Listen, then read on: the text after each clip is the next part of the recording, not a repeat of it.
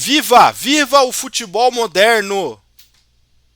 Eu vou te explicar agora por que, que o futebol evoluiu, assim como tudo na vida, para melhor. Mas antes, vou pedir para você se inscreva aqui no canal. Estou com o objetivo de chegar a 1.000 inscritos até o mês de junho. Dê like para que esse vídeo alcance mais pessoas e bora resenhar sobre as diferenças do futebol moderno para o futebol dos anos 90, tão exaltado aqui no Brasil. Esse fim de semana eu estava assistindo o Red Bull Bragantino e Cruzeiro e eu ouvi no ambiente que eu estava uma pessoa falando assim: hoje é muito mais fácil jogar futebol porque é tudo chutão, os times não ficam mais com a bola, os times não trocam mais passes. E aí eu fiquei com isso na cabeça e refleti para trazer esse vídeo aqui. Por que, que a impressão que as pessoas têm que nos anos 90 o futebol era mais legal que hoje? Por que ainda tem essa imagem? E tem algumas justificativas para isso. E o jogo é a principal dela para mim. Assim como na vida, você tinha um celular tijolão, agora você tem um iPhone. Antes você só fazia ligação com o seu celular, hoje você tem um computador na sua mão. Antes tinha que revelar foto, hoje você tira foto com o celular. Antes a TV tinha que ter bombril na antena, hoje digitalmente pela internet você consegue assistir canais do mundo inteiro, filmes, jogos, tudo do mundo inteiro. Então por que tudo ao nosso redor ficou melhor e só o futebol que ficou ruim? A minha ideia, a minha percepção é que o futebol evoluiu para melhor, assim como tudo na nossa vida.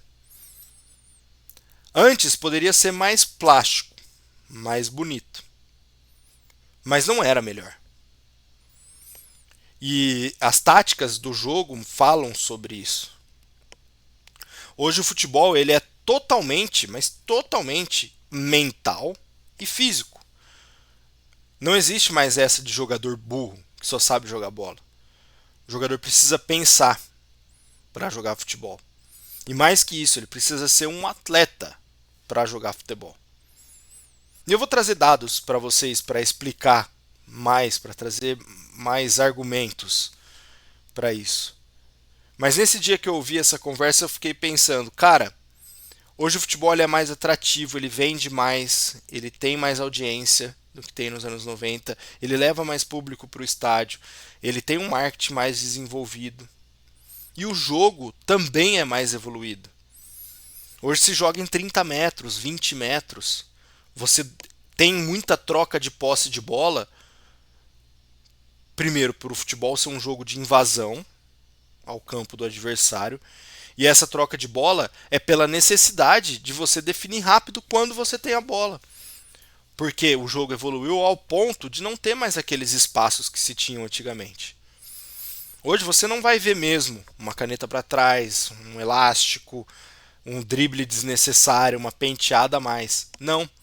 Porque se você fizer isso, o jogador que faz isso, ele é engolido.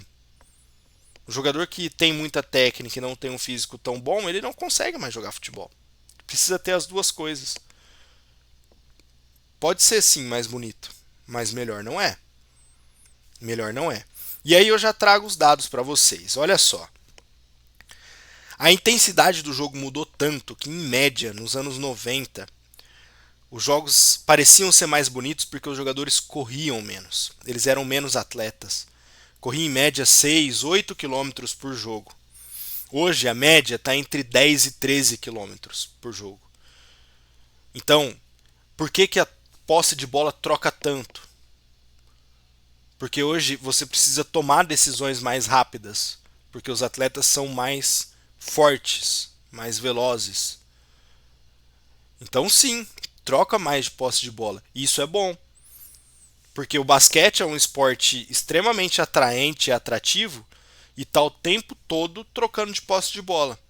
O handball, que é um jogo de invasão, como eu disse também tem até ataque passivo. Se você não atacar o adversário, você tem obrigatoriamente dar a bola ao seu adversário. E o futebol evolui para esses dois esportes em questão de posse de bola. Pela atleticidade dos jogadores, né? Então, evoluiu muito para melhor nesse quesito. de ser um jogo mais dinâmico, um jogo mais tático, um jogo mais mental, como eu disse. Evoluiu bastante. E aí eu vou te mostrar como que isso acarreta em uma plasticidade não só do jogo, mas do futebol como produto. No Brasil, nos anos 90, as médias iam de 10 a 17 mil pessoas no estádio. Eu vou até pegar aqui, eu levantei esse dado para você. Olha aqui, ó. No... Vamos lá, vamos lá, vamos lá, vamos lá, vamos pegar. Olha aqui, público no estádio. Na década de 90, o brasileiro de 92, que era talvez a melhor média de público, foi a melhor média de público daquela década. 16.814 pessoas no estádio naquele ano. E aí, eu vou te mostrar como na década de 2020, atualmente, os melhores públicos, em média, o Campeonato Brasileiro conseguiu levar muito, mas muito mais público para o estádio. Em 2024, a média foi de 25.773, quase 10 mil pessoas a mais. Em 2023, é o recorde da média histórica, 26.519. É praticamente 10 mil pessoas em média a mais no estádio do que se tinha antigamente. Ah, mas o futebol elitizou o torcedor. Não. A maioria dos clubes, quem é sócio, consegue pagar um preço bem justo para assistir os jogos. O futebol ficou mais confortável, o estádio ficou mais confortável, sim. O estádio ficou mais bonito, sim. De certo modo, mais elitizado? Também. Não nego. Mas que leva mais público ao jogo, isso leva. Outro fator determinante para que a gente tenha essa impressão. O futebol, hoje, ele tem um calendário mais justo. Não que seja bom, mas ele é mais justo do que era nos anos 90. Você lembra quando tinha campeonatos de mata-mata no futebol brasileiro? Tinham 30 clubes, 32 clubes na Série A. Era uma bagunça, cada ano era uma quantidade. Mas vamos colocar ali 26 clubes na Série A, passavam 8 para o mata-mata. Então o Campeonato Brasileiro, da maioria dos clubes, terminava em agosto. Você tinha calendário espremidíssimo com estaduais e regionais gigantes, espremidos entre janeiro e agosto. Clubes que não avançavam nas competições, nas copas, em média jogava de 40 a 55 jogos por ano. Então os clubes de menor investimento não tinham capacidade de arrecadação. Ah, antigamente meu time não perdia para o Mirassol, para o Novo Horizontino. É claro que não perdia. O Mirassol e o Novo Horizontino nunca poderia ter a chance de chegar perto desses times grandes. Porque os times grandes arrecadavam de forma mais brutal do que os times menores. E, consequentemente, montava melhores times. Hoje, com a evolução do jogo, e com a evolução da arrecadação, e com a evolução do calendário, você tem a possibilidade do Mirassol estar jogando uma Série A do brasileiro. Isso nos anos 90 era inimaginável. Inimaginável. Era só os clubes tradicionais, mesmo que regionais, mas tradicionais conseguiriam isso. Hoje, em média, se joga 66,5 jogos por ano. Mas aí é um levantamento de Série A, tá? Não é um levantamento de todos os clubes do Brasil das divisões nacionais, não, em Série A. E aí pega times como Palmeiras, como Botafogo, que no final do ano vai bater 80 jogos. Mas aí pega um dado legal, um Mirassol, como eu disse, ou um Fortaleza, não, o Fortaleza joga muito. Mas um Vitória, um Ceará que jogam 55. É um bom número para se arrecadar com bilheteria, com patrocínio, com calendário o ano todo e enfim. E aí a arrecadação passa também por essa evolução no futebol. No ano passado, ainda não saiu todos os balanços, né? O número é de 2023, na verdade. 8 bilhões de reais foram movimentados por clubes, foram arrecadados por clubes brasileiros. 8 bilhões. Nos anos 90 a gente não tinha nem esse dado para a gente dizer. Ah, mas era outra moeda, outra inflação, mas a gente não tinha esse dado estatístico. Os clubes não eram transparentes a esse ponto, não eram obrigados a expor os seus balanços. Então hoje ficou muito mais transparente a coisa. Você, torcedor, tem a capacidade de criticar ainda mais o seu dirigente, porque você tem noção de quanto seu clube arrecada. A audiência na TV nos anos 90 tinha jogos com mais de 50 pontos de Ibope. Só que eram jogos escolhidos para estar na TV aberta. O pay-per-view era caríssimo. Caríssimo, caríssimo, caríssimo. Eu cansei de ir assistir jogo em boteco com uma coca-lata para aguentar os 90 minutos, porque não tinha como pagar pay-per-view, cara. E olha que tipo, eu vim de uma família de classe média. Era muito caro, era muito acima você ter um pay-per-view. Hoje já não é mais assim.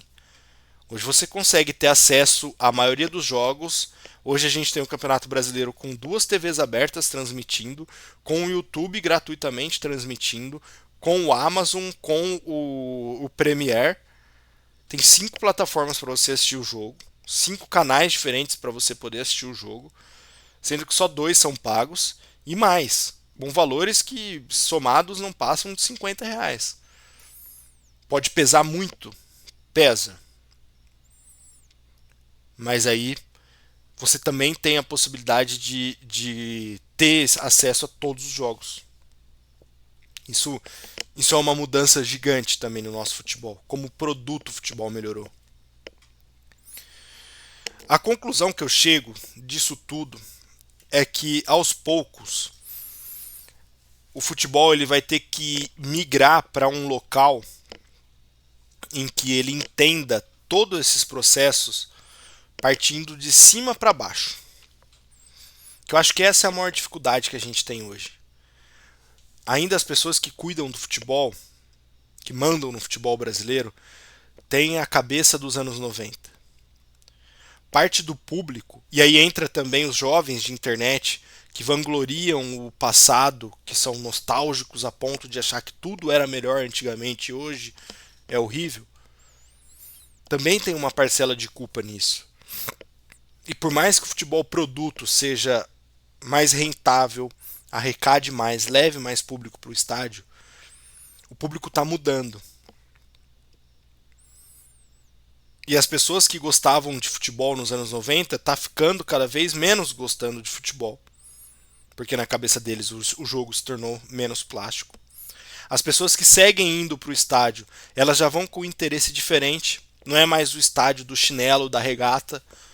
É o estádio da roupa bonita, da camisa oficial. Não que isso seja ruim, mas é uma realidade que a gente encara. E que a gente, como consumidor do futebol e como meio da indústria do futebol, a gente precisa agregar todos os públicos, porque o Brasil é um país muito desigual. A gente tem que ter essa noção.